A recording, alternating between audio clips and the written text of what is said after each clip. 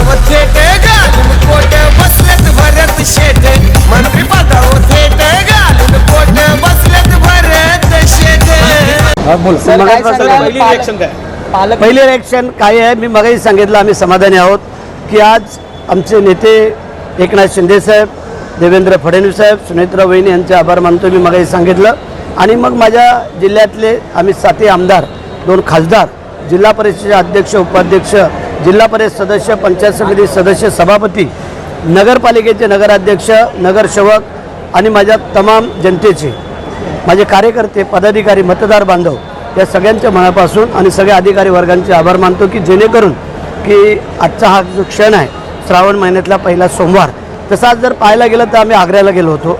आग्र्याला छत्रपती शिवाजी महाराज ज्या दिवशी तिथे महाराष्ट्रामध्ये निघून आले औरंगजेबाच्या हातावरती तुरी देऊन, तो आजचा दिवस, त्यावेळेला तो 17 तारीख होती आणि 1666 हा दिवस होता आजच्या ऑगस्ट महिन्यातला. आणि तो दिवस साजरा केला जातो. गेली 7 वर्ष मी आणि रावळ, जयकुमार रावळ, आम्ही दोघेजणं तिथले मंत्री होते आणि तिथं जे काय भव्य दिवस स्मारक बांधायचं आहे त्याची पाहणी केली आम्ही. त्या तिथली दौड असते जी 1300 किलोमीटरची दौड आहे, जी आग्र्यापासून ते राजगडपर्यंत, त्याला आम्ही झेंडा दाखवला, थोडी दौड केली आणि मग आज आम्ही त्या अधिकाऱ्यांची मिटिंग घेऊन इकडे आलेलो आहोत.